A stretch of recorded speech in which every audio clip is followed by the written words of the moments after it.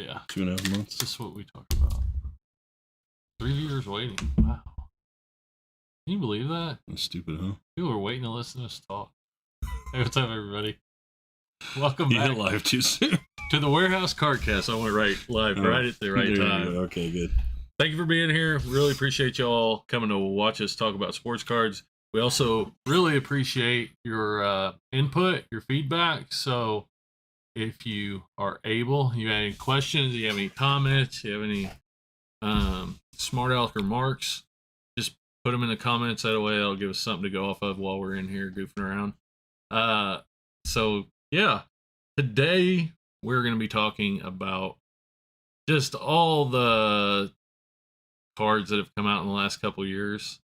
I named this the junk chrome era earlier when I was putting this title together, and I really think that's kind of what we're looking at. Mm-hmm. Me and Mike were talking about it last night, and we were actually talking about a collection that a guy had messaged about, and it's all modern stuff. It's great stuff. Has pretty decent resale value right now, but Mike had said we're going to be buying that collection for the next 5 years, for the next 10 years. There's going to be so many collections that look like that, and I thought that was spot on. That's exactly right, and probably something a lot of people haven't thought about. Yeah, like 2-row boxes, and it's got Joe Burrow, a big old pile, probably, without even looking at it, it's Select and Chronicles and maybe a little Mosaic, and if you're lucky, a Prism or two. Yeah. And same thing with Tua and Herbert and all the 2020 rookie cards. Yeah. And if you're lucky, there's some 19 in there, but it's the same products. It's just, they just flooded retail. Yeah.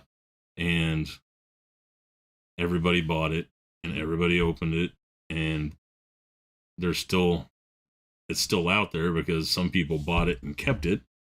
So there's no, even though, the pop reports on this stuff is going to be crazy for years to come, if it's worth grading, if they go back down to $10 or whatever. Yeah. We may see some cards with like Joe Burrow Chronicles with 10,000 grades, or if the guy becomes anything really popular. Yeah.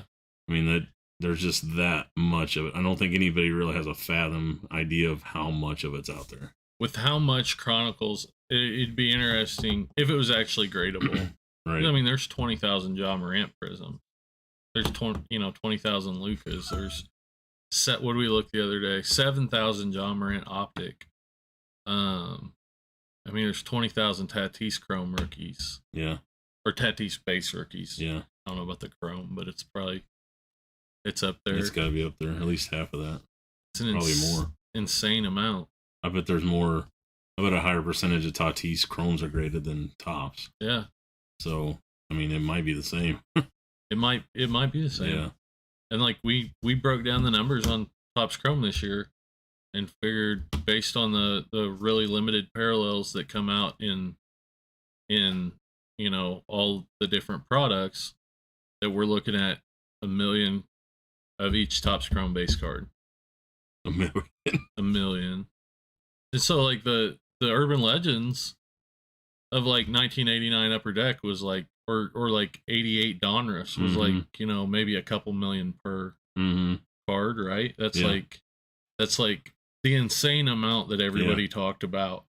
And there was 4 card companies with Score or whatever. If there's 1 million Topps Chrome, just for giggles, let's say there's 1 million base cards, then there's 1 million, Topps Big League, and then there's there's more than 4 million rookie cards of these guys out there easily. And that's what, the only thing that would save us right now is that there's more people out there that want to have them. But once those people go away, it's you're gonna be able to buy those things in lots for pennies on the dollar what they're going for right now. I think.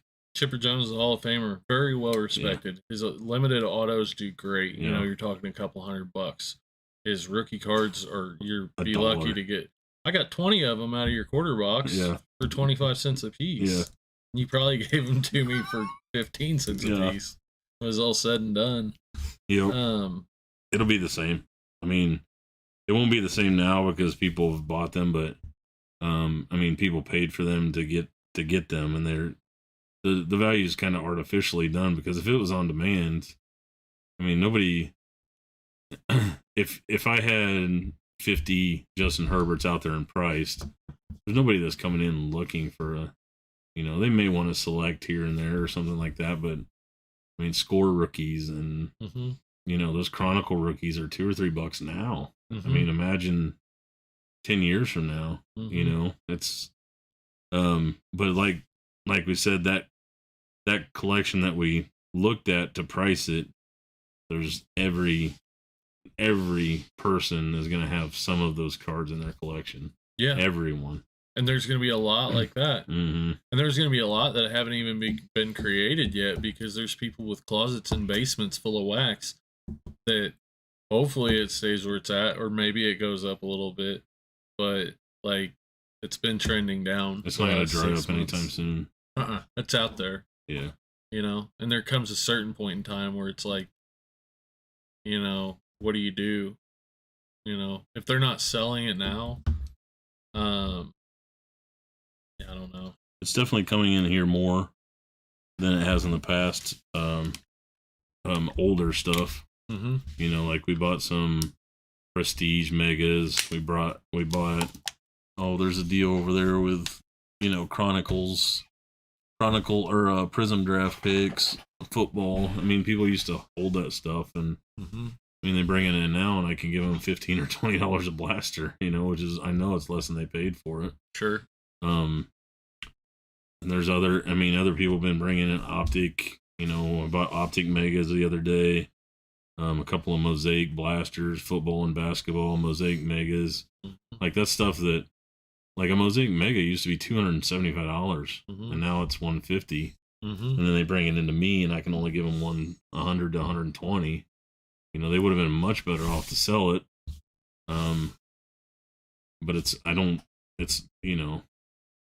that stuff, because there's so much of it, it's not gonna come out in droves anymore, but it's gonna be there forever. It's gonna be there forever. Yeah, like forever. And the argument, which I don't think is a good argument, is that regardless of the value of the cards inside, the argument for people arguing that you should buy and hold sealed wax as an investment is they're arguing that it's an individual product, that it is somewhat disconnected from the cards inside of it. So if there's not a lot of sealed wax out there, regardless of what you can get out of it, it should be worth something. And I don't agree with that at all. Right. I mean, somebody that talks like that's an investor, and I think their idea is that they're buying a mutual fund. So but in a sports card box, all it takes is for one guy.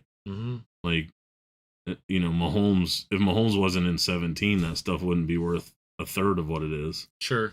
So I think I don't like it either, but if there's just so much of it, that one guy's never gonna hit. Right. Zion mosaic rookies are $10 to $12. Yeah. When they used to be 50 to 60. Yeah.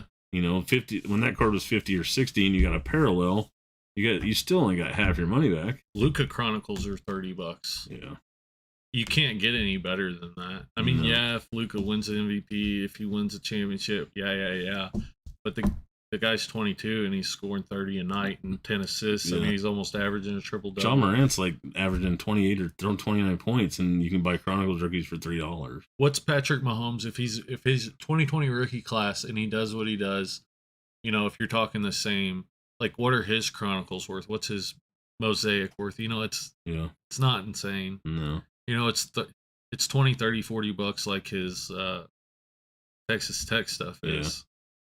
I mean, Lamar Jackson's the same way. I mean, he's got an MVP in his second or third year, and the Prism stuff. I mean, he's probably the last one. 19 they made a lot of stuff too. Yeah, for sure. Golly, man, like 2020 and 2021 stuff. I can't imagine how much Prism football they're going to print. How much select football? How much select basketball? The stuff coming up. They have no reason not to. They have zero reason not to. And I would almost argue, this is just coming in, and feel free to weigh in on this, however you see it. There's a part of me that says, without any strategy here, that it's almost in their best interest, strategy-wise, to kill the market. Yep. Kill it off. I can tell what you're doing there. Yep. Yeah. Yeah, to kill it so Fanatics has a dead body to play with whenever they get it. I mean, they're trying to make it different. They're trying to add value to hobby boxes because the hobby boxes are so high. You know, they change the colors on the select basketball. Those select basketball blue cards will never be worth anything. No. Ever. No. I mean, if LaMelo Ball turns into John Stockton, John Stockton cards aren't worth anything. Yeah. What's LaMelo going to be? Those cards will be $2 and $3 forever. If the best players in that draft, those cards will be $2 and $3. And I think too, the hobby probably should be worth more than it is. The select was produced in hobby only for years, and it wasn't taking the top spot, Yeah. And 10, 20 years from now, it's probably going to be one of those things like, what's this silver select card, 2020 select card? People are going to think it's a parallel. Yeah. Instead of a hobby pack. Right. Because there's going to be 20 blues to every silver or more, probably. Yeah, probably. I never see this silver stuff. No, I don't think I own one. Yeah. But who's buying it for $1,200-$1,500 a box, when they can buy a select select hanger box for $29? Yeah, hopefully nobody. Select hangers have elephant print hits, and we've hit them in here, and they sell well. And they're short printed, whatever that means for a product that's printed that highly. Yeah. But what are you gonna? Yes, there's definitely things you can get out of hobby that you can't get out of retail, but is it 1,500 over 30? Yeah. Or 10 times better? Their autograph checklist crap. Yeah. There's no RPA.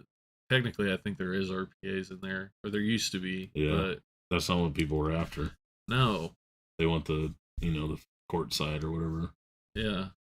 Courtside silver LaMelo Ball or whatever. I guess in hobby it would be the numbered parallels. That's what you get in hobby. Yeah. But they're it's gonna be different, but it's like, it just reminds me of, it was just today I sold an old 99 Bowman box, and the guy pulled a preview out of it, a Bowman's Best preview. 9 people out of 10 wouldn't have known that was a preview card, and instead of the Bowman's Best, it's got the same picture, the same everything. It's going to be that same way now. Like, someone that was around now is going to have to explain 10 years from now, well, the blue is the retail, and that's why it's not worth as much, and this is the, it's all going to get intermingled. And that one with the college jersey, that's actually out of a product called Chronicles that produced everything. Chronicles and just confused draft. the shit out of everybody. I made money off of that because I knew, when Chronicles hit, when it wasn't that big a deal, you would have, Luka studio rookies that, it's studio, that's a 40 to 50, nobody remembered that you got 3 Luka rookies in every blaster. Right. So it was it's hard to get, but now there's just so much of it. Yeah. There's just so much. And it's an insane amount. And I haven't run the numbers, and I have no desire to. Yeah. I know from anecdotal evidence. Yeah. Seeing it everywhere you go, it's an insane amount. I think you could tell by, they raised the price of that Basketball Chronicles draft picks. They raised it $28 a blaster, and it just sits at Walmart. And you can go buy it if you want some. Yeah, for $28. Put it back out. Yeah, and they restock it even because nobody's turned the faucet off. And you can go to Walmart and there'll be 60 blasters of it sitting there. Yeah, for 2 or 3 weeks worth. Yeah, where before that was gone as soon as the people in line got their hands on something. that should stare you in the face that every Walmart's getting 60 of these, you know? Even if they cut it in half, if they put it on clearance and cut it in half, I don't think that's still gonna won't sell. No. I mean, they don't have the right people in place. Like if you put that stuff out for $20 a blaster, you should be happy you're getting it. Yeah. You know? And all they did is raise prices across the board. I mean, Optic basketball cello packs came out today and they're $16 a pack at the store. So Oof. like those used to be $6. Yeah. You know, that on Optic you can raise that price and get away with it. But you can't do that, you know, on most other products. Like that's the top of the line. There's 15 cards in a pack, right? Mm-hmm. They're $1 a card retail. $1 a card retail. Retail. Yeah. Whereas like in the insane times of last year, I mean, I guess it was more. Like if you're buying a blaster of 2020 Prism basketball for $120 and there's 40 cards in there, you're paying $3 a card. It's still $1 a card for is insane for retail. For paying retail. I mean, they did it. There was a second wave of premium stock cellos that hit the store. They marked them up to $22.98. Cellos? Yeah, or $21.98. $22 for a cello? And people were ringing them up out of the Walmart. They had changed the barcode on the back. They put a sticker over it, so people were walking up and checking out, and they'd have a box of them and come up to like $260, and they're like, "What in the world?"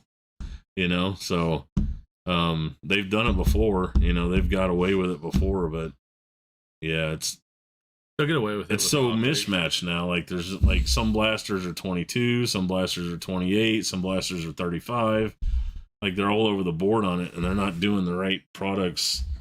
I mean, we talked about it last week. It's the death of the flipper. It's the death of the middleman. It's the death of retail sports cards, really. Yeah. Like you made a really good point and a really good take. Had a really good take on why retail exists at Walmart and what the purpose of it initially was, why it's there, what the purpose was. I can't remember. You might want to share like. It was just an entry point. Like there was a reason they started them. I mean, the original blasters were $10.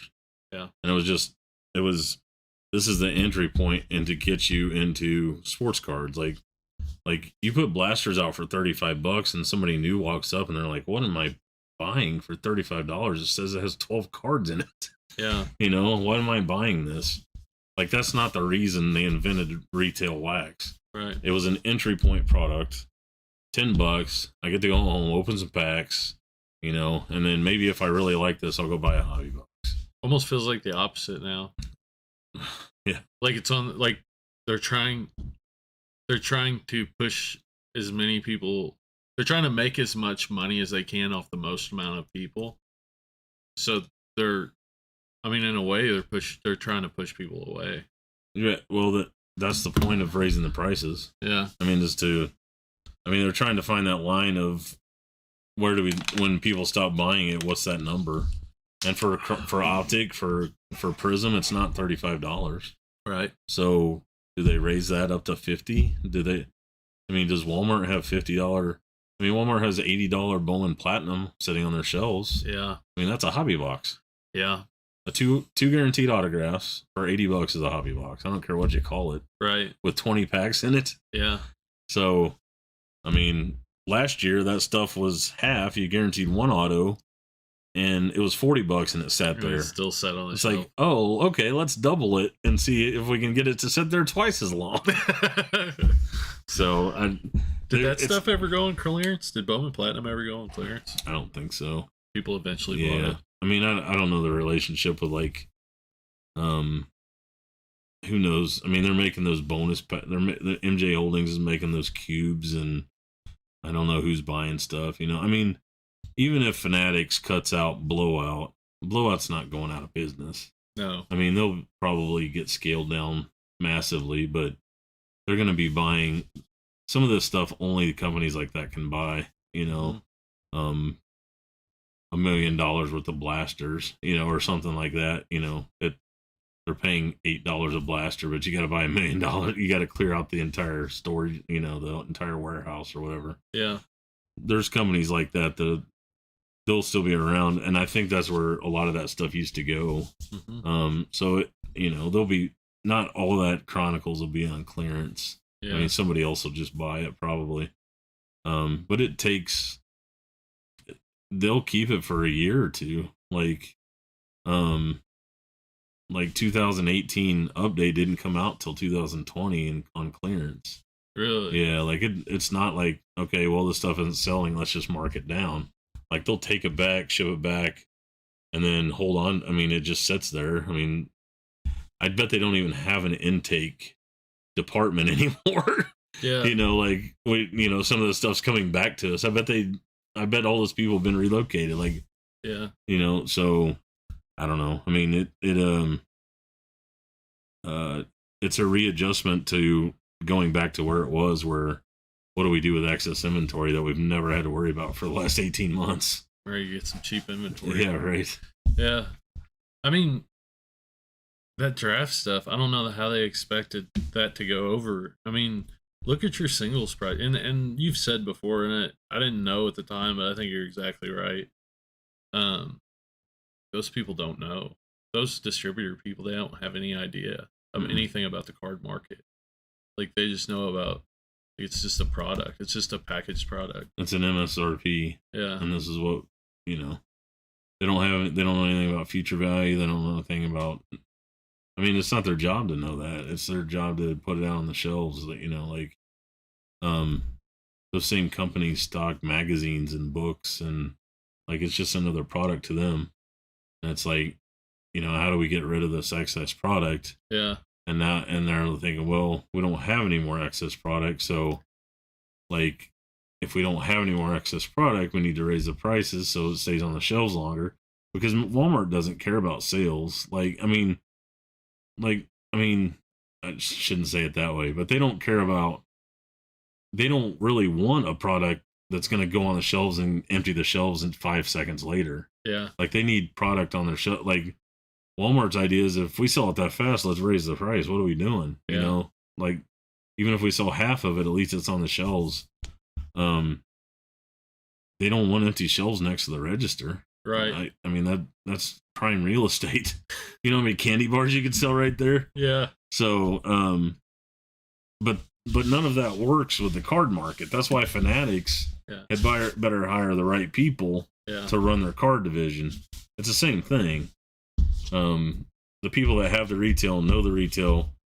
They don't know anything about any of that stuff. No. I mean, they know release dates and they know this is what I'm getting, but they don't know, most of them don't know the difference between, especially when every blaster was $20.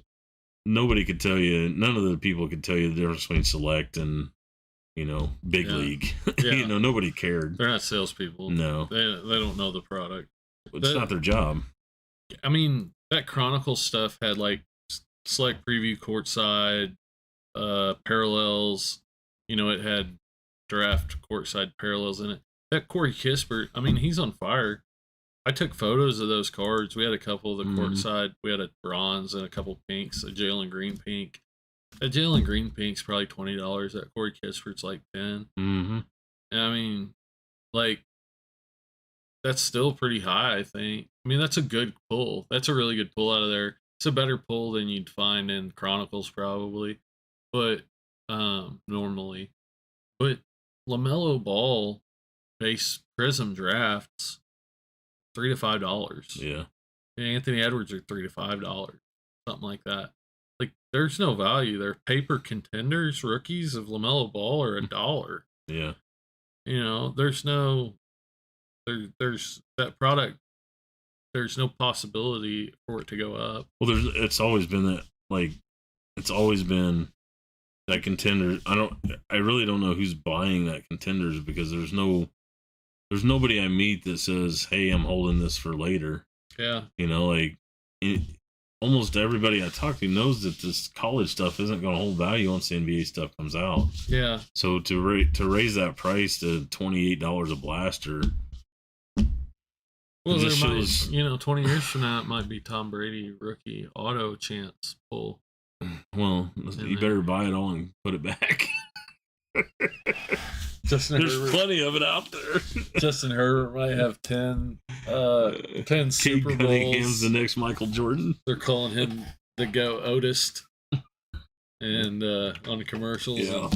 And the GOAT. Yeah, the GOAT. Oh.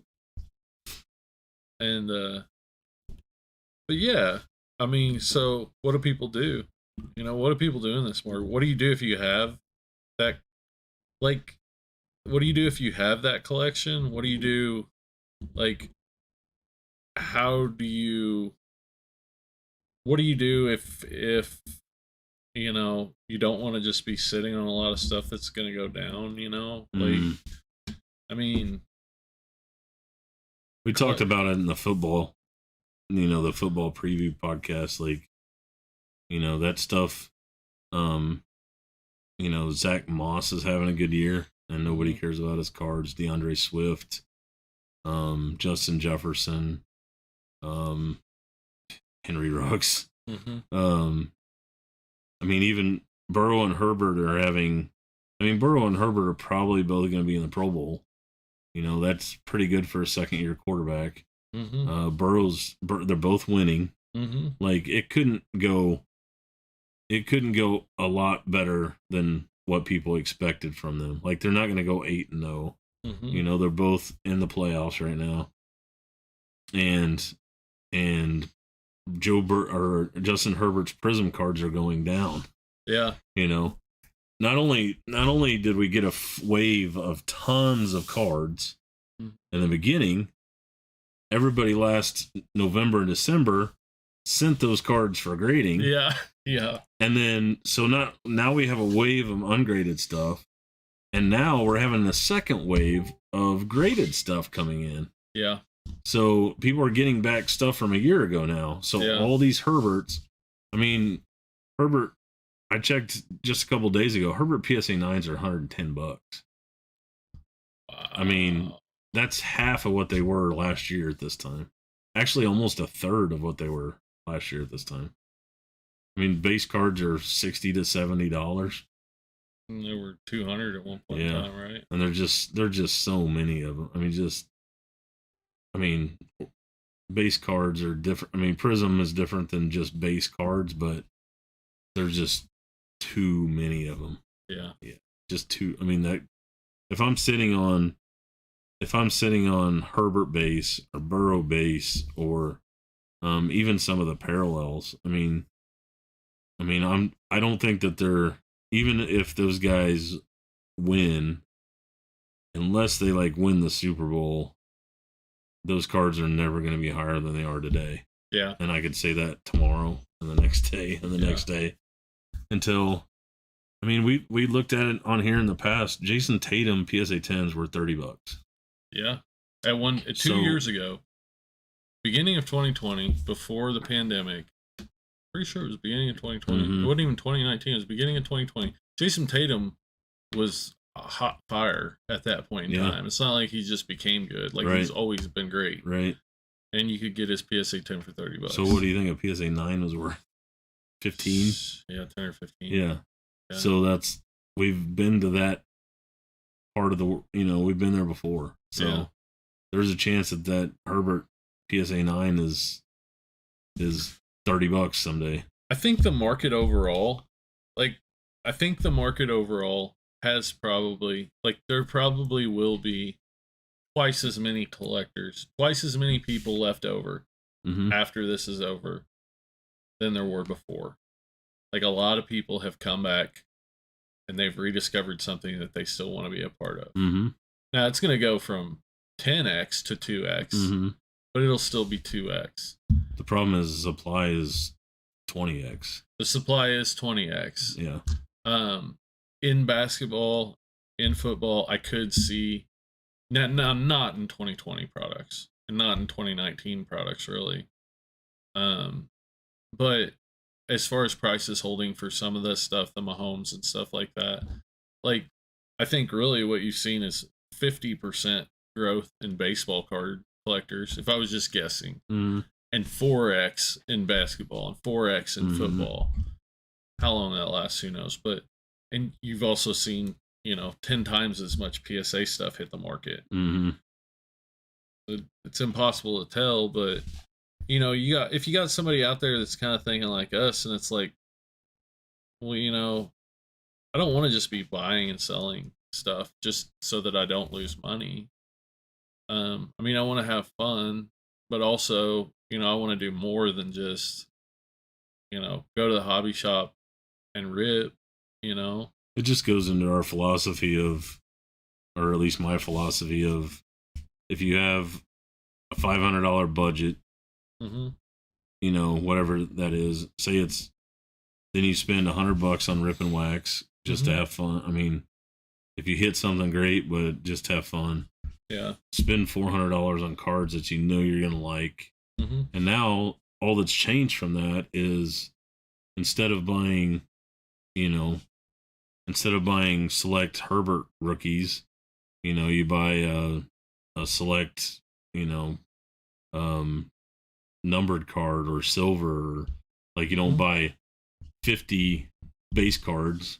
You buy 2 or 3 better cards. That's the only thing that's changed. And it's just, I mean, I'll be honest with you, I'm still going to buy that stuff because there's money to be made. Sure. In bulk and buying it in now I'm just paying 50 cents for Burrow rookies instead of $1. Yeah. I mean, that's just the way it is. I'm still going to be buying that stuff because I have outlets. But if I was a collector and I had 100 of those myself or 25 of those myself, I would take that, sell them for $2 a piece or whatever I can get for them, and go out and buy a $50. Even the select colors, there's too many. Like try to buy the best prism color you can get, or buy, you can buy. I just sold one the other day. You can buy an orange Burrow for like $80. Yeah. That's right now because of the volume. That has a better chance of going up than 40 Burrow Chronicles rookies. Sure. So it hasn't always been that case. Topps Gold Chipper Jones rookies probably are still decent. Yeah, the Desert Shield ones. Yeah. I mean, that card, I just sold a 2007 Alex Gordon rookie for the bronze or the copper version for $100. Yeah. I mean, that card's not overproduced. It's serial numbered. Out of 56. Yeah. So I mean, that's what, to solidify yourself. I mean, and a lot of people do that anyways. They don't, they don't like the bulk. They don't like they don't want 50 rookies of one guy, Sure. So, but it's different. I'm just saying it because it's different than my philosophy is going to be. But if I was a collector and just wanted to hold a piece that I think could go up, because I'm not, when I buy these for 50 cents, I'm flipping them for 75 cents. I'm not holding them forever. Right. Like if you're buying something to hold for 5 years, it's not going to be the base cards. Right. At this point, especially 2020, like you said. I think I'd also say like I think there's plenty of people that want to be a part of the hobby. I would say it is important to explore the hobby and like do different things, like build a set of 1983 tops or 1980 whatever year you were born, 7 Tops football, or like look into weird cool parallels or inserts from the 90s, or go back and look at the prices of Mickey Mantles. They're $150, $200. You can get a nice Mickey Mantle. And maybe you're not interested in that, but if you hold one, you will be. Yeah. If you own one, it's the same feeling of, which probably everybody watching this has had, that like you could care less about a player and you draft him on your fantasy team and now you watch every game. Yeah. It's the same thing. Trust me. Sure. If you have skin in the game, all of a sudden that's your favorite player. Yeah. Like there's a lot of people not watching us watching Lamar Jackson tonight that could care less if he wins or loses. Yeah. But he wants him to throw for 300 and rush for 100. Give me some points. Exactly. It's the same thing. Yeah. So it's the same as daily fantasy. But now you have to navigate some landmines of, even if I pick the right guy, the value may not go up. Yeah, unfortunately. Yeah, and it's based on all overproduction. I think if you're in baseball, you're in a good spot because baseball really hasn't been nuts. No, it hadn't. No. Like fluctuations. It's a more stable market. It's always been a more stable market. And that's Topps. Yeah. That's Topps's. They care about the hobby. Like they don't. I mean, now they're going to print to meet demand. I mean, they've went up 33%, then 50%, and it's kind of gotten out of hand. But Panini's Donruss football and basketball are $500 for a hobby box. Like, there's still Topps hobby boxes out there for $80. Yeah. So they've taken care of it. I mean, part of that's the rookie class wasn't so good, but even if it was, they would be 100. They wouldn't be 500. Normally we don't carry a lot of hobby, but right now, ladies and gentlemen, we have Topps Update 2021 hobby boxes, jumbo boxes, cases, and 2021 Topps Archives hobby boxes and cases. That Archives was fun. Come on down to 1524 Northeast 96th Street, Liberty, Missouri. Sweet D. Sweet D. Yeah, Topps knows. Yeah. Like, you sell their product. You sell their brand. You manage their brand. Without dealers, honestly, they don't have a product without dealers. Mm-hmm. They don't have a brand. They don't have a company. Like, dealers have sold their products, have represented them to the public for 70 years. Yeah. That's why the whole Fanatics thing is so stupid. Like, it's so dumb. Nothing makes sense about it. Like, it has to be just pure arrogance. But what do I know? I mean, obviously Michael Porter's never going to have back issues again. It's like some of this stuff is like so stupid. And like, well, apparently, there's people out there who know way more than I do. Yeah. They don't. No. They don't know more than me, more than you, more than anybody. No. Bunch of idiots, and Fanatics is top rung. They're top shelf idiots. Just because they've done hostile corporate takeovers of Majestic and all these other companies doesn't mean that they know this market or that they're making good decisions. And I don't think they are. I think there's going to be they're going to find that out. I think they see Topps' sales. Mm-hmm. And they see Panini sales, and they see Upper Deck sales, and they say, well, if we add all that together, and even if we screw it up and still make 80% of that, because we're screwing it up, we're still going to be better off. But they're like they want to grow it, and they're just killing it. They want to grow it by firing all of their salespeople and cutting the public off from any in-person direct communication with salespeople, because the dealers are the salespeople. I mean, everything's going that way. I mean, everything. Let's cut out the middleman. Like we were on vacation up in Nebraska at 10. We were there at 10 o'clock at night at Walmart.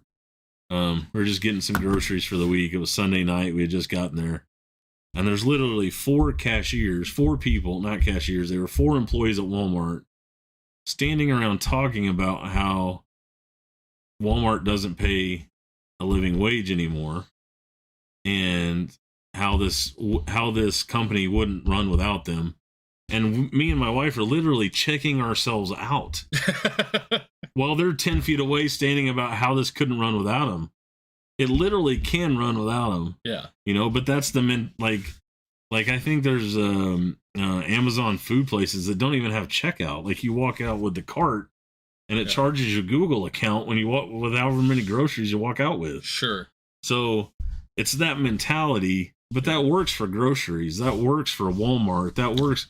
But it doesn't work for the card market. And orange has always been an orange. Yeah. Every time you go to the store, you don't have to be. You know what an orange. You is don't have to be like. explained what an orange tastes like every new product. Yeah. Yeah. Like somebody like people are supposed to like. There's people that order online for cards, Sure. okay, but the guys like I don't sit around and get up at 7 a.m. to try to get Target in my cart.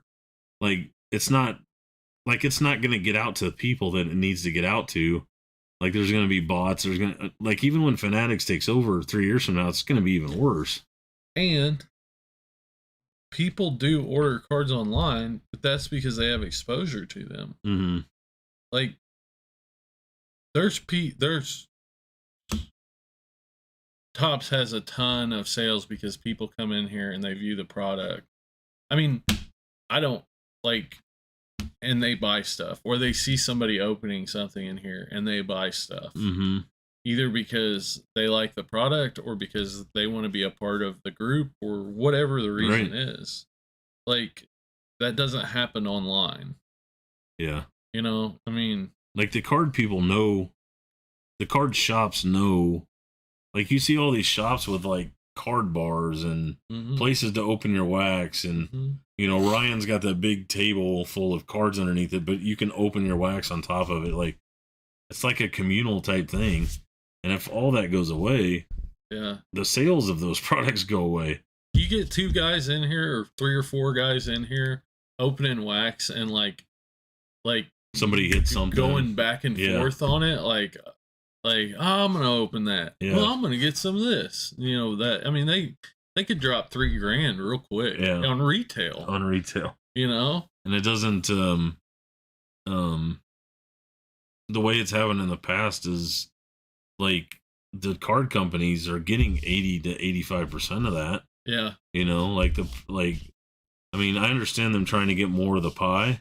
Yeah. But this is like taking the pie, crunching it up, and throwing it away. Throwing it in somebody's face. Yeah, exactly. Yeah. Exactly. I mean, overproduction compared to the people that are going to run out of it. Yeah. I mean, it goes back to what the podcast was like. We're going to see this stuff for decades. Yeah. This is, I mean, the Rafael Palmeiro rookies, the Randy Johnson rookies, Larry Walker rookies. I mean, you don't see that stuff as much because it's secluded off in somebody's quarter box and people pass right by it and they say, oh yeah, can't believe that's cheap. But they don't buy it. No. You know, or somebody's dollar box or whatever, you know. Yeah. They don't buy it, but they know what it is. But it's going to be 30 years before this stuff hits that because, you know, 10, 15 years ago, everybody's collection was full of that stuff. But there's in this class, in this little run of like 19, 20, 21, 22, when we get all of that, like there's going to be Juan Gonzalez type guys that won 2 MVPs and we thought he was going to the Hall of Fame. And then, and now Juan Gonzalez rookies are in the quarter box. You know, there's going to be so many of those. You know, there's only one. I mean, even how many graded Ben Simmons cards are out there? Oh, how many graded Kyrie cards are out there?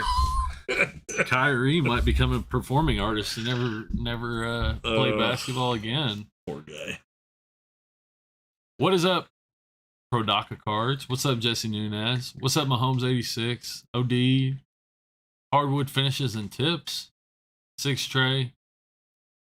And Kellen Howard. How are you all today? Thought maybe we'd hit some some comments. Here for the GL Wilson segment. We haven't got there yet. The name that shall not be mentioned because we'll go on a tirade. You guys should have came out with a line of slab tackle boxes. Yes, for sure. Yeah. Yeah. Yeah. We wouldn't be here. We'd be on a beach somewhere. They're called I'm new. I sold half my Mahomes PSA 10 rookie collection, about 22 cards. Am I going to regret it? Yeah. I don't have seller's remorse. I have buyer's remorse. Yeah. And I try not to have too much of that. I mean, now, this was the first taste of Mahomes' failure. Yeah.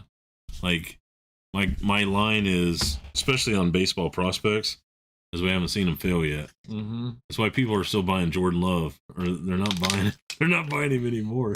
Jason Dominguez. I mean, he failed hard this year. Yeah. You know, but people haven't seen him fail on the main stage. Yeah. You know, this is just growing pains. Well, still is. I mean, PSA 10 Chrome rookies are under $100. Yeah. And they used to be a $300 or $400 card. Not that long ago. Like, where was that going to go? There's nowhere you know what I mean? for that to go. No. But we haven't seen this. Now we've seen Patrick Mahomes fail. Yeah. So now there's a little section of the collecting community that has soured on Mahomes simply because they lost money on him. Yeah. And that's what I mean by we haven't seen, like if you want to sell your Mahomes now, it's worth 60% of what it was 2 months ago. Yeah. So there are going to be some people that sell. Mm-hmm. I mean, I can see Mahomes cards going back up in a couple of, definitely another Super Bowl does that. Definitely. Or another MVP type season. Because once you hit that ceiling, it's always there. Like, I remember buying this Optic PSA 9 for $1,000. Yeah. It could go there again. It's that's what people are thinking when they buy it. It could. So, I'm definitely not selling Mahomes at these prices right now. I mean, but I'm not necessarily searching and buying it either. I'll just hold what I got at this point. What happens if Patrick Mahomes? What happens if the Chiefs don't go to the playoffs? Then I'm buying, because the prices will be so low that I'll be buying at that point. And the best part is there'll be a lot of people selling. Yeah. So the price will go even lower. You're looking at not quite Lamar Jackson numbers, but it's getting down there. Yeah. You're looking at Mahomes silvers. Your raw silvers for a couple $100, probably. Yeah. $300-$400. I mean, I remember PSA 10 prisms were $12,000, and I think I've seen them auctioning off at like $7,500 now for PSA 10. So it's almost a 50%. It's 60%. But that's about where they were a year ago, right? About $7,500. I don't know. I think, but like before they got deep into the playoffs, but then after, like leading up to the Super Bowl, they went up to like 10, 12 Stupid grand. money. Yeah. Stupid money. Yeah. When people thought they were going to be back to back. Yeah. Yeah. And I expected them. I've actually got an Instagram post that's like the day of the Super Bowl, the day after the Super Bowl, and it's like a Mahomes PSA 10 at $15,000 and one at 12. The day after, or one at 10 or something like that. I think it was 12. Yeah. But yeah, I expected them to drop a lot more than that, and they didn't. I just think it's I think it's like, it's like the on-field performance used to matter so much. Like, it used to matter like daily. Like, if a basketball guy hit 30 points, and like Nikhil Alexander last year, 42 points, of stuff doubled or tripled, that. And when you're up that high, and when there's so much of there's so many cards out there now, like, it's kind of like if you're in a pond and you throw a rock into the pond, you create ripples everywhere and you can see them and it affects it. If you're in an ocean of cards and you throw that it doesn't make a movement over here.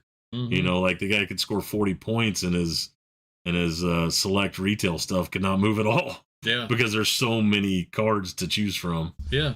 So it's kind of like that ripple effect doesn't quite reach all the way to all the cards because of what's out there. Even with Nikhil Alexander-Walker, like, he wasn't on people's radar.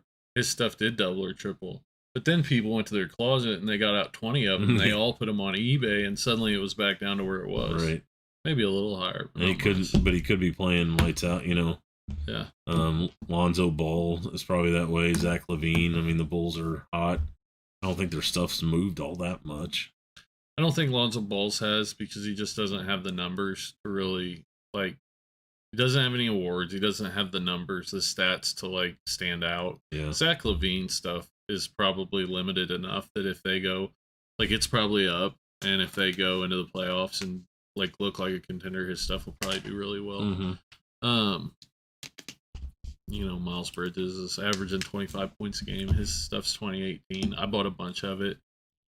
You know, when I bought it, I was buying it at the prices it was at before. You know, thinking it's gonna come down because it was at, like, you could buy them. I was buying them at $5, his Prisms. Yeah. And they were at 15 when he, like, a week into the season. He was doing so well. He's still doing great. But yeah. I mean, I'm sure they're down to like $10 a piece or something like that, which I'm fine with that. But there's just so much stuff out there. You know, 2018 kind of seems like a long time ago. And it is in the card market. There's 18,000 Luka Prism PSA 10s, and you know, 50,000 graded or whatever there is. Mm-hmm. Like, and that wasn't a big production run compared to the last 2 years. Well, we look at pop reports like that's how many's out there, but it's not. It's probably not even close. No, there's way, way, way more. Yeah, you know, you know, and I've looked at it before. There was 3 times as much 2018 as there was 2017. 3 times as much 2017 as there was 2016. I mean, it's like insane. Like 10%. Like 2018 was like 10 times as much. Maybe those numbers don't completely work out, but it was very limited. You know, there wasn't retail. Mm-hmm. I mean, was there like Prism blasters only go back to like 2017, right? That's a good question. I think 2017 is when they started Prism retail. I think. I could be very wrong about that. I think they might have had them before that. But I know that. I think 16 football they had. Yeah. I'm just talking about basketball. Oh, okay. I don't know. Yeah. Production numbers. But you're talking about, like, there's probably, I mean, we've talked about it with Tops, but there's probably 20, 30 times as much. There's probably 20 or 30 times as many LaMelo Ball Prisms as there is Devin Booker Prisms. Yeah. But you can, I mean, it's just math. If you raise it 33% and then 50% and then 50% and then 50%.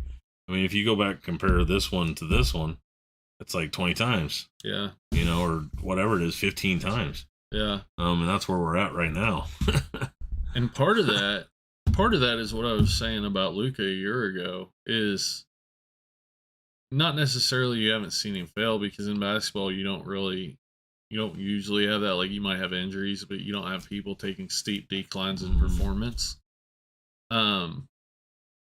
But LaMelo Ball, John Morant and Zion replaced Luka. LaMelo Ball and Anthony Edwards replaced Zion and John Morant. I mean, Luka's old news. People know he's amazing. People know he's great. But at this point, like, there's nothing to get excited about. Yeah. And he's been doing this for 3-4 years. Yeah. Until there's a playoff run. Yeah. Or finals, or an MVP, or finals MVP. Yeah. You know, even a scoring championship doesn't really move the marker that much. A couple MVPs for Giannis didn't do him much. I mean, after that it took the title for it to move again. Yeah. I mean, once he got to the top of the game or whatever, Giannis stuff went up. Yeah, when he was winning the MVP, sure. Yeah. But it probably went up more just because of the market and the pandemic. Yeah. Than it did from the MVPs. Yeah. You know. Well, Luka's probably the same way. Oh yeah. There's no reason that card, his base card, should be an $800 card. Like his PSA 10. There's an absolutely. It was up to 2,000. Yeah, 2,200. They were selling for on Christmas of last year. Wow. $2,200, and he's done nothing but win. Wow. He's been done nothing but play amazingly. Yeah. You know, be one of the best players in the NBA. Yeah. Yeah. Happened about 3 months ago. I ran across a complete box of Hoops premium cellos. I think they were $19.98 at my Walmart. Someone did buy them. Mm-hmm. Yeah, for sure. Here for the Jeff Wilson segment. I have 2020 Prism and Optic Wax. Should have sold it all 6 months ago. Yeah, I mean, I've still got a lot of that stuff too. I mean, it's never going to be, it's still going to be Prism. I mean, it's still going to be Optic, but I mean, to try to time the market at the very top of it's always really hard to do. Do you think this overproduction will slowly lead to increased appreciation for GOAT rookies and earlier cards? Kobe, Jordan, Brady. So, we were talking about, this kind of ties into the Mahomes thing the other day. Joe's selling his Optic Mahomes auto. Mm-hmm. And we got to talking, and I'm like, thinking about it, like, there's got to be at least 1,000 Mahomes rookie auto cards. Like, that's just a thrown out number out there, but there's got to be 1,000 Mahomes rookie autos, at least, if not more. Yeah, who knows how many actual autos are out there? I mean, there's 200 National Treasures. There's probably a good 300 Optics. That's 500. I mean, oh, you mean actual autographs? Yeah. Oh, I bet it's 10,000. Yeah. Like between absolute and between, there's 150 Optics and there's 99 hollows and 75 blues, and I mean there's 500 there, probably 400 to 500. Yeah. Between unparalleled and all that stuff. Yeah. Let's just say there's 3,000. Mm-hmm. I mean, and we were saying, Patrick Mahomes has, that's just autos, and Patrick Mahomes is in 50 different products and has 150 like different rookies in all of those different products. However many he's got. Patrick Mahomes is amazing. Yeah. His rookie autos, that Optic rookie autos, $7,500. Joe Montana's in one product. Mm-hmm. He has one rookie card, period. And there probably aren't 1,000 of them that are in 8 or higher. Yeah. Graded in 8 or higher. There might be 2,500. I don't know for sure. And then 8's $1,000 card, right? Yeah, I think so. You can pick one up raw for $100 to $200, depending on the condition. So what, like that has to mean something. Like that comparison has to. Yeah. I mean, I mean, to answer the question here, and what we've said before, I don't think there's anything long term that's going to be more 5 years from now than it is right now. I agree. I don't know that there's. You would have to be. It was hard to do that before. I don't think there's anything that is at its low point right now. Not at its low point, but you don't think vintage will go up? You don't think it'll be worth more 5 years from now than it is now? Mm-hmm. Have you ever seen the market where over a 5-year period vintage went down? When?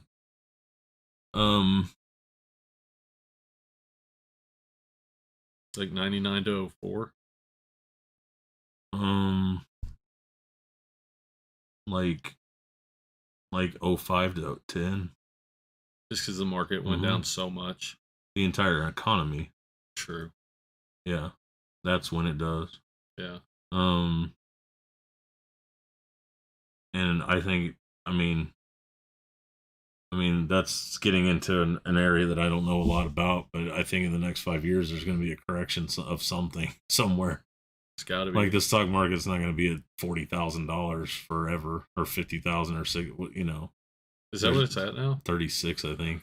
I don't even watch it anymore because it's so dumb. Yeah. Like I do have a finance background of some sort. Yeah, I'm a redneck financier. But it's the numbers on the modern stock market are so dumb because we have created so much money, and and this is the longest we've gone since we went off the gold standard without a correction, without some type of recession or something. I mean, the bomb's lit, the time bomb's ticking. It's just, when does it? It's either going to be a market. It's going to be a market correction, and the value of everything goes down, or that the value of the dollar goes down, and like it's going to take so much more to buy something. inflation's and either one of those. I mean, I'm definitely speaking out of turn here. Like, don't listen to me about any of this stuff. I'm just saying, to answer that question, there's nothing I'm buying now and holding for 5 to 10 years and thinking it's going to be worth more later. Yeah. There's not one. Yeah. Like, there's not one card. Yeah. I can't imagine, like, I have the Wilt Chamberlain rookie card, and that's a 15, that card is sold for as much as $16,000. Yeah. If you put a gun to my head, that card is not worth more than $16,000 5 years from now. Yeah. It's worth less. Yeah. In my opinion. But that's not a reflection on the market. That's not a reflection on Wilt Chamberlain doing anything that will make the card to go down. That's a reflection on we're at a peak that has been artificially propped up, and we are at the very, like, the whole economy has been propped up, and then our little niche of the economy has been propped up even more. Yeah. By all the good things that have happened to us over the past. We're like this boil on the top of a peak of the economy. Like, like people, I think the only people that outmatch us are ones that, like, made millions on Bitcoin and stuff. Like, those are the only ones that have it better than card dealers or, card people. Yeah. Those are the only ones that have made, like, it's almost like making money during other people's suffering. Like, you got to consider yourself lucky if that's happening to you. Yeah. So I'm hoping, like, if you go up a mountain and then you go down a mountain, that that it turns into a mountain instead of going up the mountain and there's a cliff and you just fall straight off of it. Yeah. Like, I'm hoping that's what happened, but we're definitely on the other side of the mountain. Yeah. And, hopefully there's not a cliff. Hopefully we get down the mountain before the economy comes down. If that happens, we'll be all right. Yeah. If nobody's buying cards, nobody's buying cards. But if we get to that side, we won't have won't have a bunch of inventory sitting around that we've got money in. Right. It's different.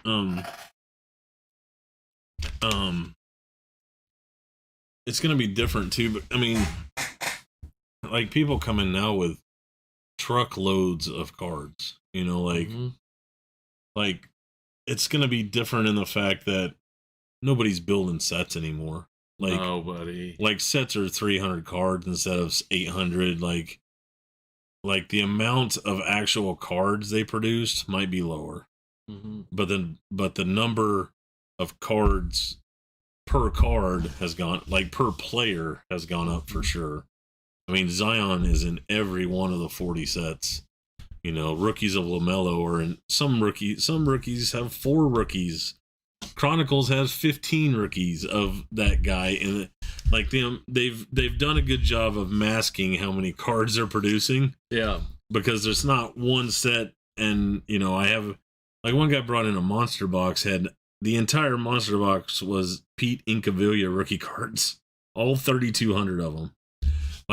Like those deals aren't going to come in anymore.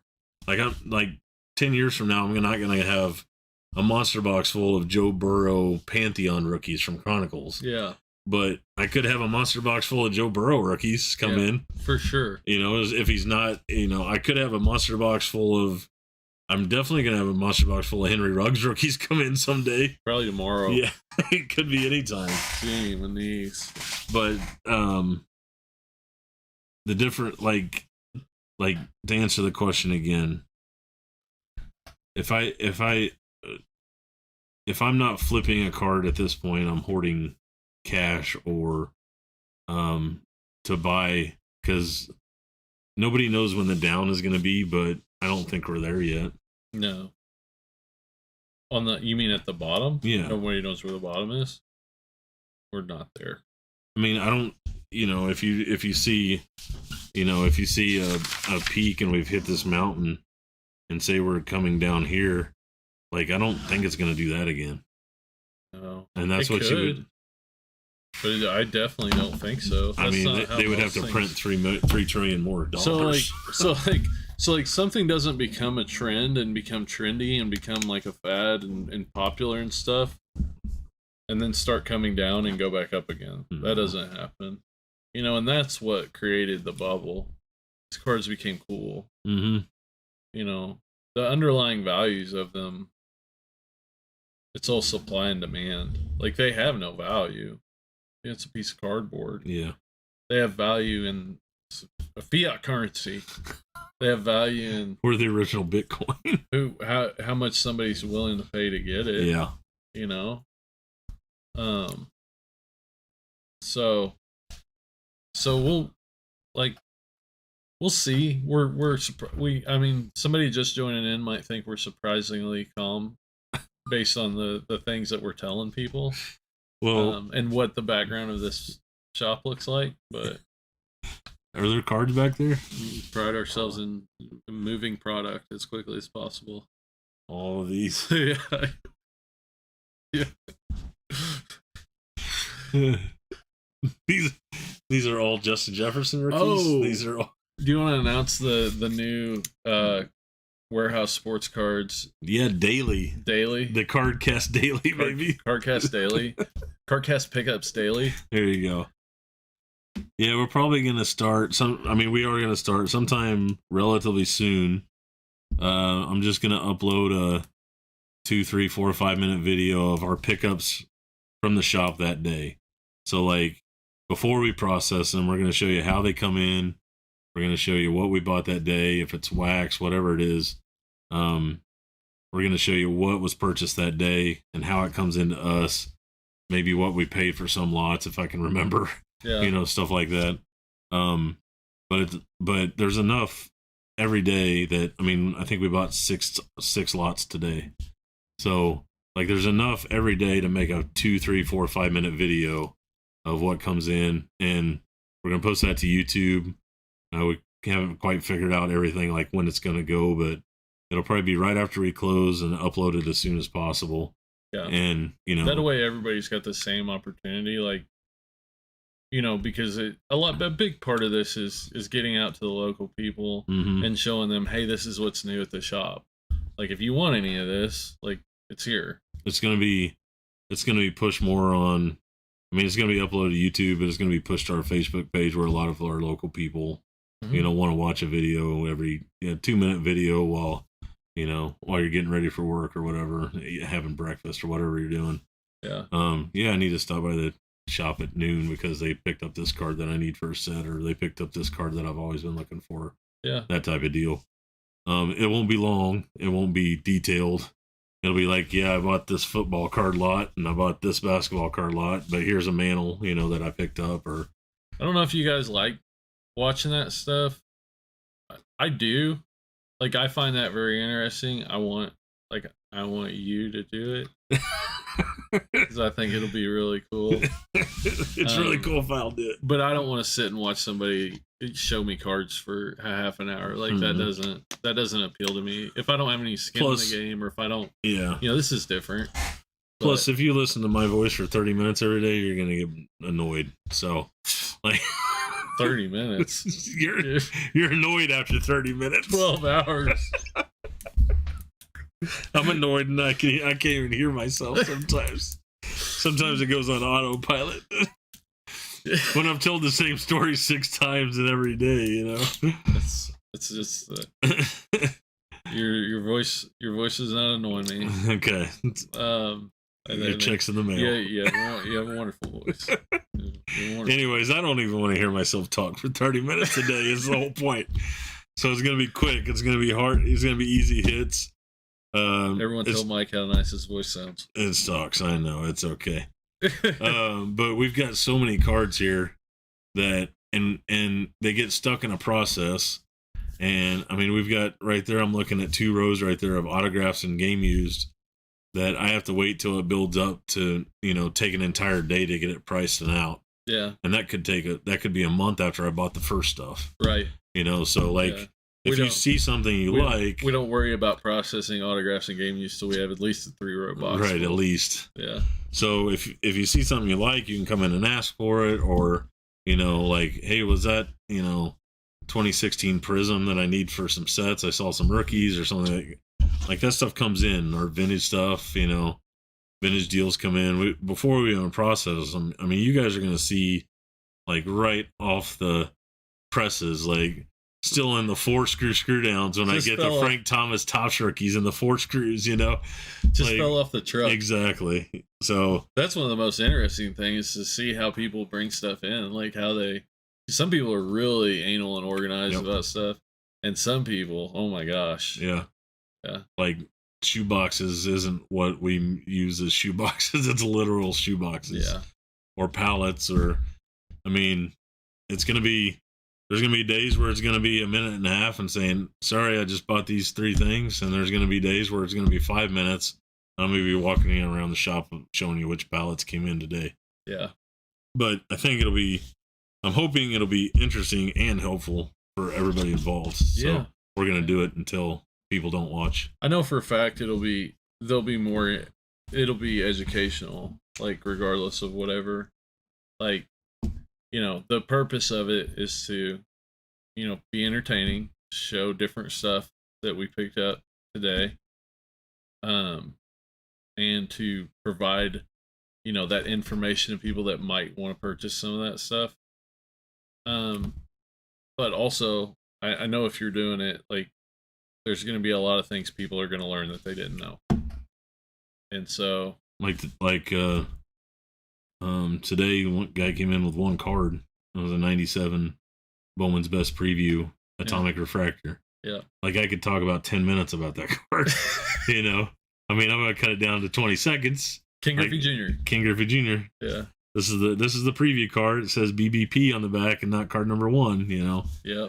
So, every day, I mean, when I say every day, I literally mean every day there's collections that come in that I could do a short little video on that either going to help somebody. It's either going to help somebody learn something, it's going to help somebody with their collection, or it's going to help our sales. Yeah.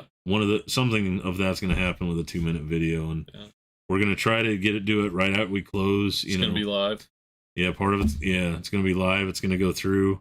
It'll be posted to YouTube and then to Facebook. So either like and follow? Yeah, like, hit the bell. Right down here. Sure. We usually don't ask this, but if you want to see those videos. If you want to see those videos, right when they fall off the truck, then,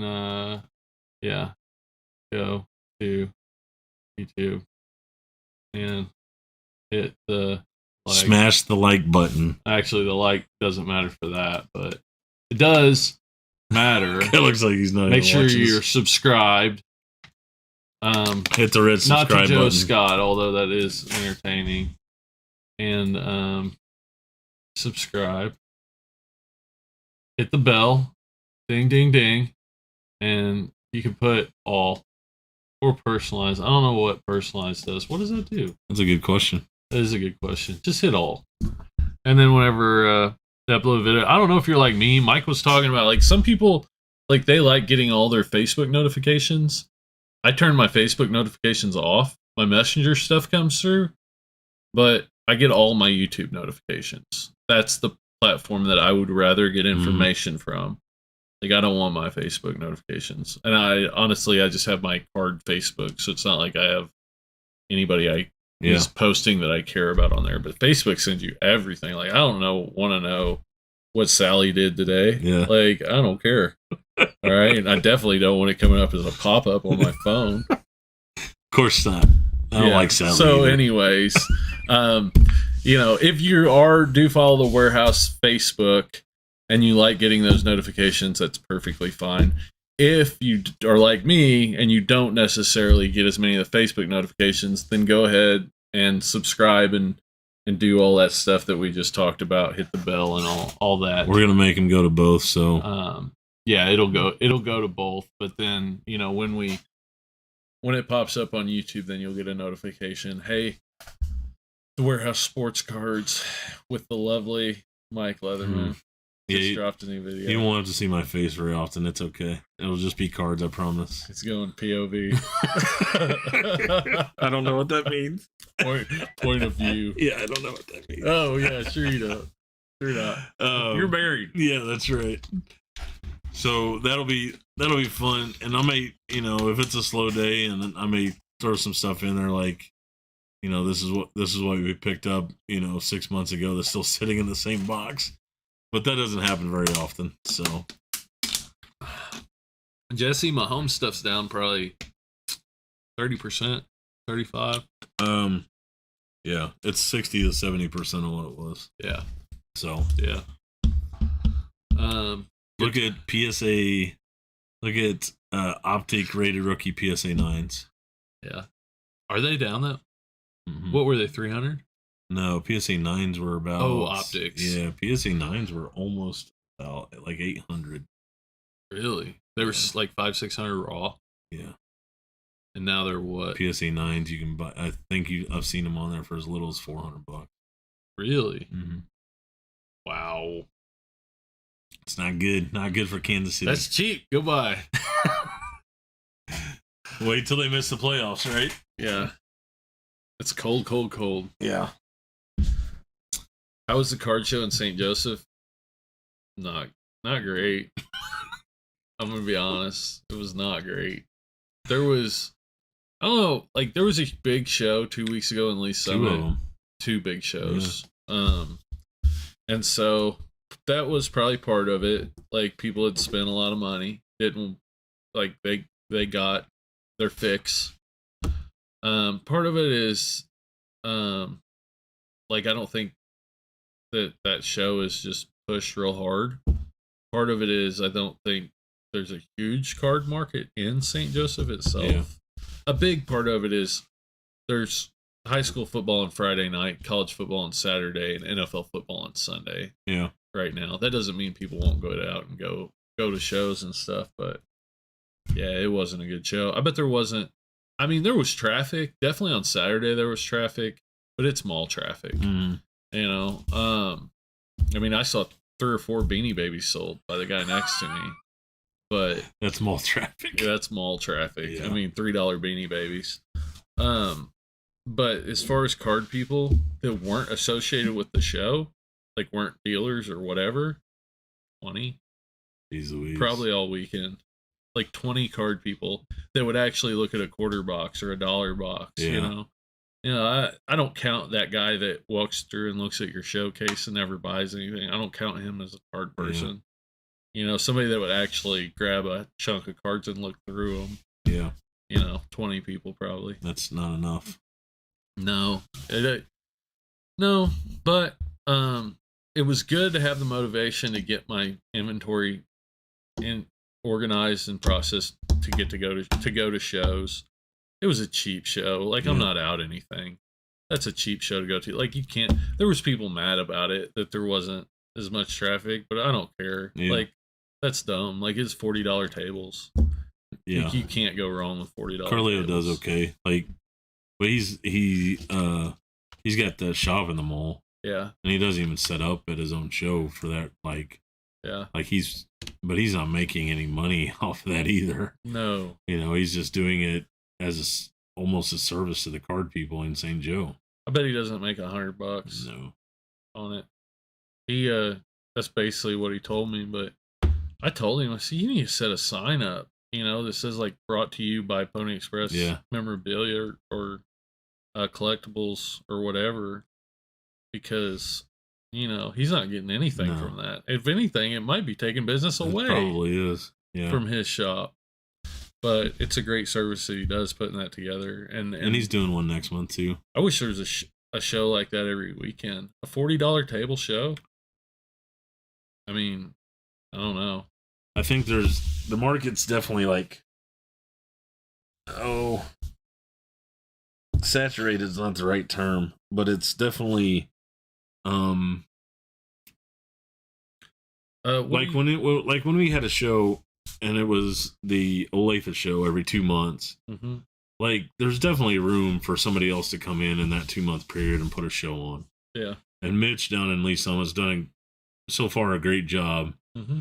But you can't do a 140 table show every 2 months either. Mm-hmm. You know, but Independence Center, I think, is done unless somebody takes it over. I know the guy that was doing it, that's his last show. But if Mitch and Lee Summit does one every other month, that Craig, I mean, that's And then, Carleo and St. Joe sprinkled in. That's far enough north that you're going to get some people to either. It's not far enough where a 45-minute drive from the Northland's fine. Like over in the park's an hour and a half. That's you better be hardcore for that. That's all. Right. Or, there was a guy that tried to do some in Ottawa, Kansas. He did a couple. Mm-hmm. I think Topeka's done. Topeka, it was a small little show, but I think it's done.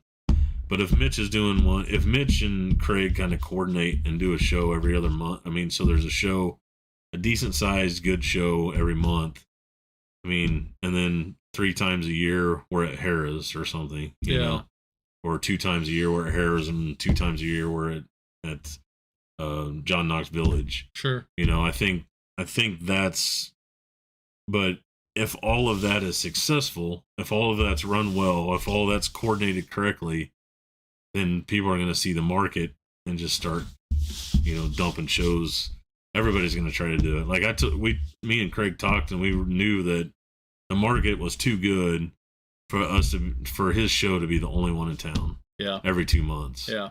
And we made a conscious decision of, we're not going to try to put another one on somewhere else in that month interval. Like, for us, that little show's not broken. Let's not try to fix it. For sure, we could have had more dealers. Mm-hmm. For sure, we could have had probably more traffic if those people knew there was going to be twice as many dealers. But we're riding the steadiness of the. Like, if you try to make it too big, when you get too big, the crash is going to come. The Dallas Card Show? The Dallas Card Show. That guy, from what I understand, he's basically destroyed that show. Like, part of it's the market, but yeah, I don't know that he necessarily destroyed it, but I know he was in the process of destroying it. Yeah, but if you do the math, he's making $100,000 a show. Yeah. He is. If he'd have done it every 3 months or every 6 months, he could have done it for 20 years. Mm-hmm. And maybe he still can. I'm sure he could still go back to that and then be fine. Dallas is a huge city. Yeah. I'm sure. I don't blame him for trying to capitalize on it, but man, he was going to do he was going to once a month, and then he was going to twice a month, I think. Maybe. They might have been talking about once a week. Yeah. Hell, I don't know. Yeah. If there's that much money there, I don't. He's definitely he definitely ran it enough where people aren't flying in from Chicago. Sasha T's not doing videos from there every time now. Sasha T hasn't been doing videos at all lately. He's too busy on Whatnot, right? Yeah, right. Exactly. We're talking about following the trends. Huh? Sasha, you just need to have a podcast. No editing. No, you just sit down for an hour and a half. Sign behind you and put a hat on. And I miss his pod. I really liked his podcast when he had him and Steeler Cards and gosh, sucks. What was his long hair actor friend? Yeah, I forget his name too. No, he's pretty big collector, dealer and stuff. But that was a good show. Yeah, but they quit doing that 6 months ago or something like that. It was weird. They just quit. But it was a good show. Anyways, we're making the playoffs, Jesse. It was just a joke from earlier. Yeah. Yes. We're gonna win the West still. It's a joke. 20-0.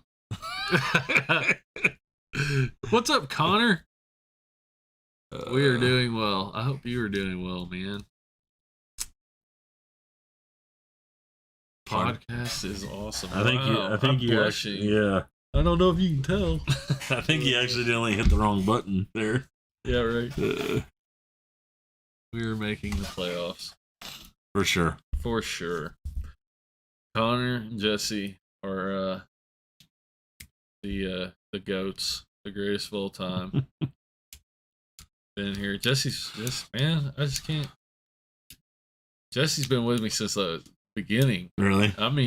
Month in. 2 weeks, a month in. Subscriber number 3. Jesse was probably top couple hundred. I don't remember.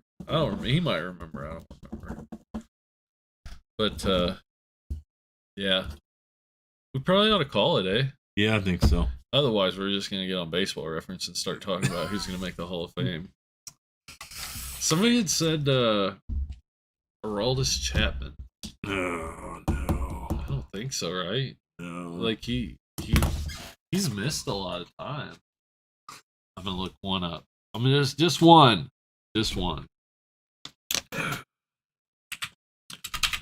He has a very, very high whip for a closer. Really? Yeah. He walks too many people. 1.5 WAR, 19.2 WAR for his career. He's not that old though, is he? 30 something, 33. 33. Yeah. Not as old as I thought he was. Really. 2.36 career ERA. Yeah, but he's got half as many saves as Trevor Hoffman. Yeah. Yeah.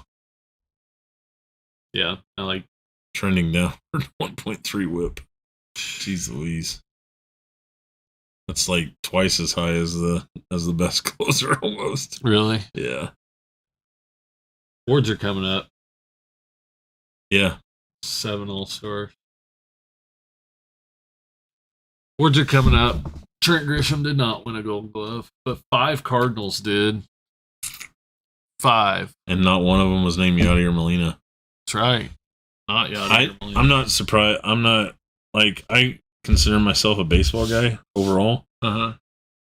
This is the first time since I was 5 years old that I didn't know a guy that won a Gold Glove. What do you mean you didn't know a guy? I didn't know who he was. Who was it? National League catcher. Oh, not Sean Murphy? Nope. The other guy was Stallings for the Pittsburgh Pirates. Yeah, it's definitely not what I was I'd saying. never heard of that guy in my entire life. Really? Yeah. Maybe I was dreaming and made that up. Like, who won the National League Gold Glove for catcher? I've never heard of that. I've never heard of him. No Gold Gloves for the Rays. Is it John Stallings? Is it? Maybe I'm just out of the loop. I looked at the Gold Gloves earlier. Goldschmidt, Yuri Gurriel. That was surprising to me.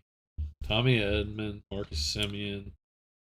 Semien, second base, won the Gold Glove and like runner-up. Well, I guess we don't third. know if he's runner-up MVP. He's third. Arenado, Chapman, Crawford. Good. Carlos Correa, that surprised me. He got the shortstop Gold Glove. He had the most DRSs for sure. Like he led the American League in WAR, but like 3 of it was defense. Yeah. I mean, Carlos Correa knows how to manipulate defensive numbers. I almost guarantee you. He's got to. How's he that big? It's like 2.8 WAR for. I mean, he gets to every I don't know how he does it, but he shouldn't be that quick at that size. No. He's really good, but I don't know how he manipulates the numbers. Benintendi, Casey Rolls, yeah, baby. That's right. Harrison Bader had like 3 times the DRS as the next center fielder. Mm-hmm. I mean, he is good. He's good. Like, not the DRS, but on the zone rating. Yeah. DZ, whatever. Yeah. The Saber. Yeah. His Saber index, defensive index. Yeah, that's insane. Taylor Royals. He got a 2-year contract out of it. Coming at you. Michael A. Taylor coming at you in 2022 with the heat. I can't believe Michael A. Taylor's better than Kevin Kiermaier, but I was very skip over that. Surprised that Adam Duvall won.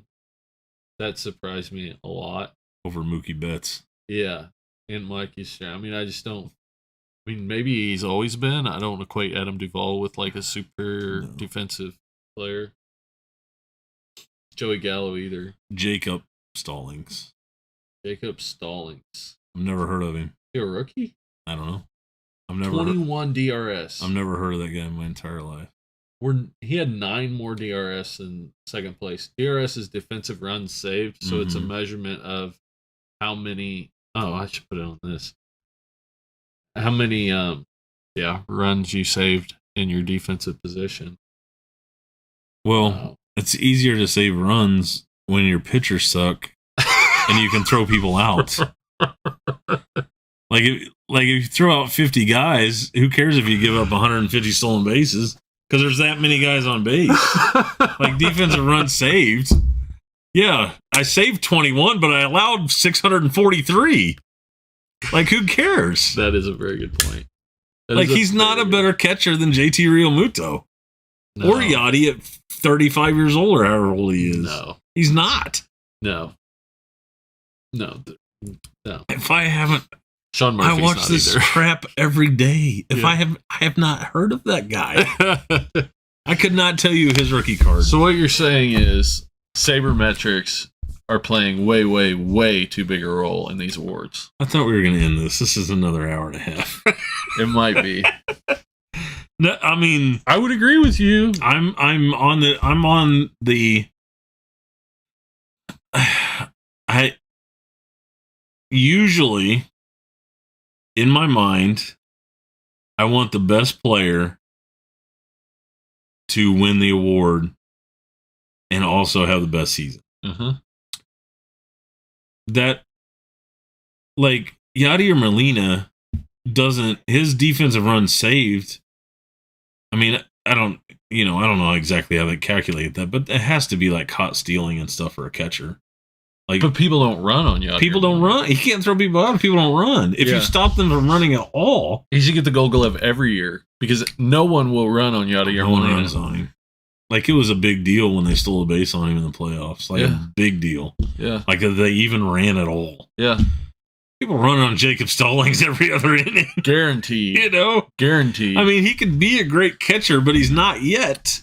Like there's no defensive run saves with the catcher. I mean, I bet his framing stats are amazing. But I doubt it. You know, like, so the point of that is, Yachty's framing stats are amazing. Like, yeah, but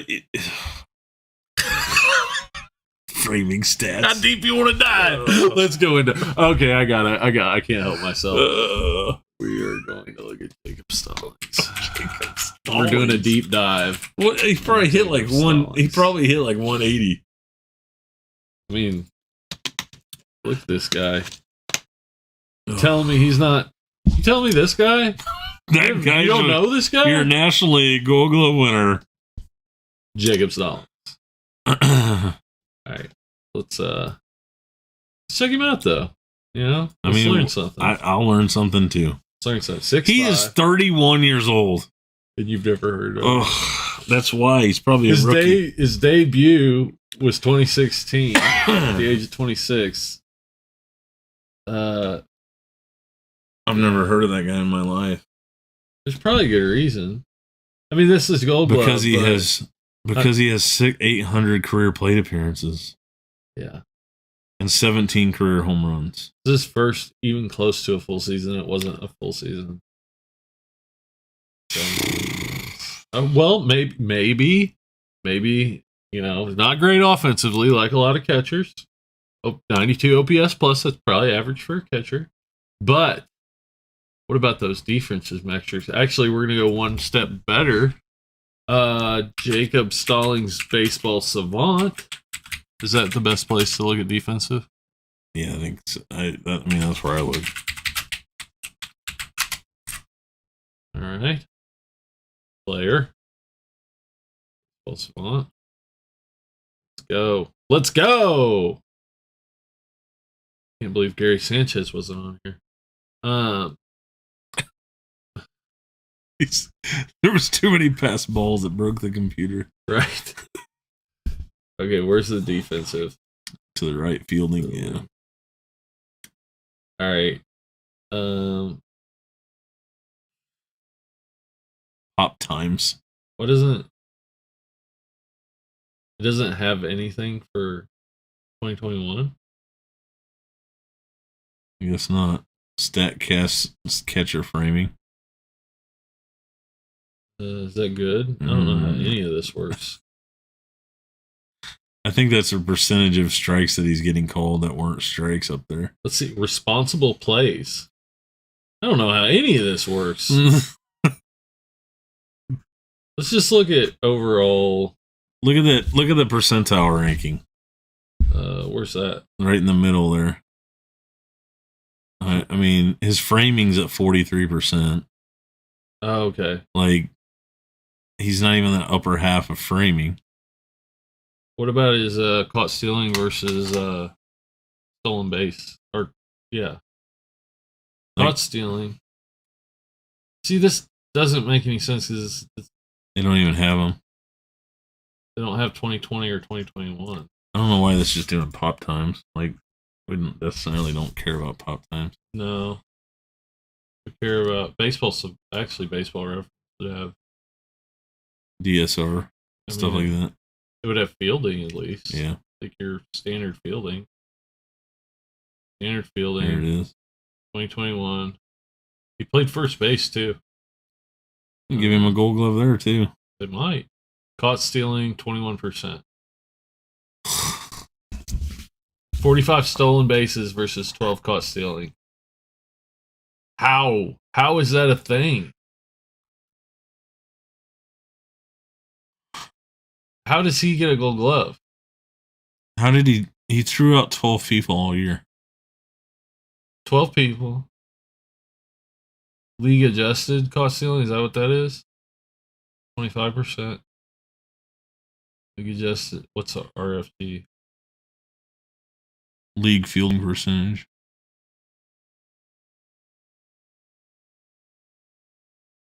Yeah. Don't know. 21 0 pass balls. Oh, is that right? Yeah. Where's pass balls at? PB, or just left of. Oh, gotcha. 0 pass balls in 104 games. I mean, he played the whole game. That's good. He played in 2/3 of the games. Like, what's Yadier Molina? So he allowed 45 stolen bases and threw out 12. But that's what I'm saying is like that is completely based on DRS. Like if they're giving him the Gold Glove, right? It has to be. Yeah, they're giving it completely based on DRS, nothing more. That is so like that's dumb. I mean, that's as dumb as keeping Barry Bonds out of the Hall of Fame just because he did steroids.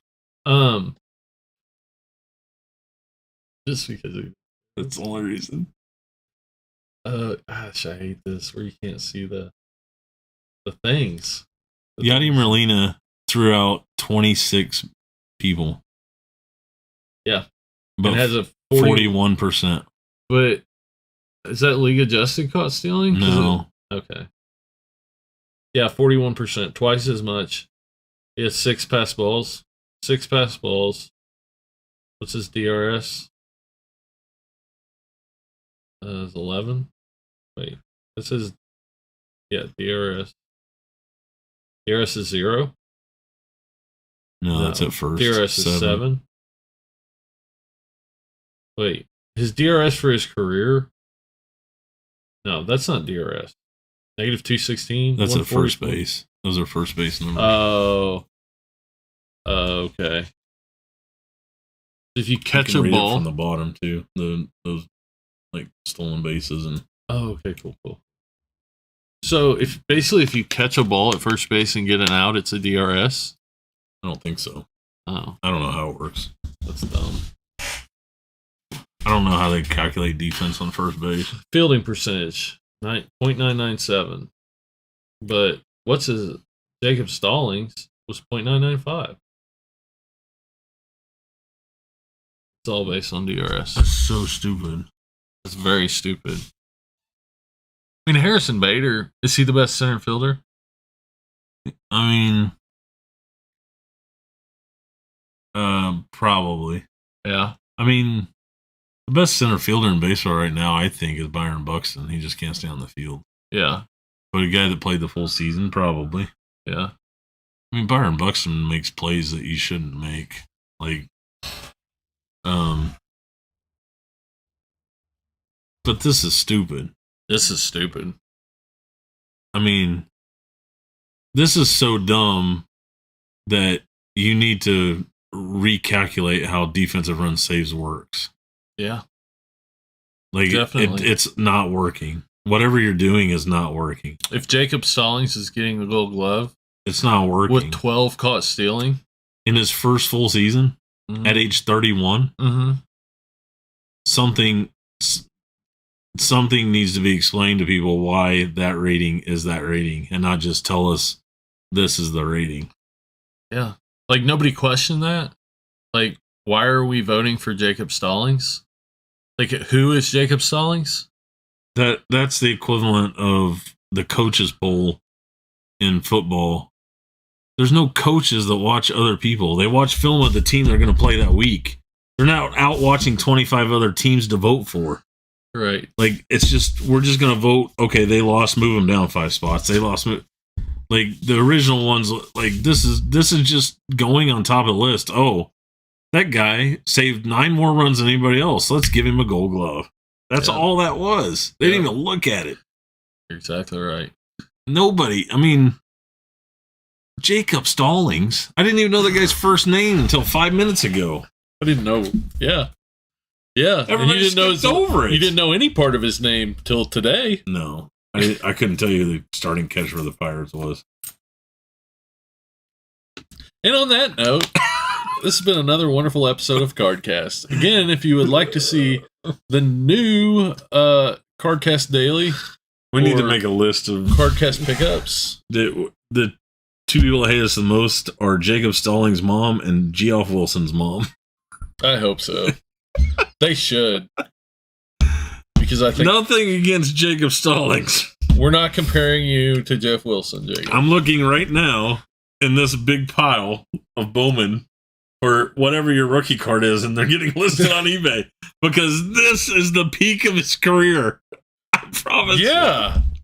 Yeah, it is. Do not hold Jacob Stallings long term. This might be the closest to a full season he ever gets in baseball. I'm sure he was a wonderful catcher, and I'm sure the 8 people at the game really enjoyed his catching ability. But a Pittsburgh Pirates catcher that's 31 years old playing his first season, when Yadier Molina might have retired and you could have gave it to him in his last season, and he's better, and he deserves it more. Yachty deserves it more. There used to be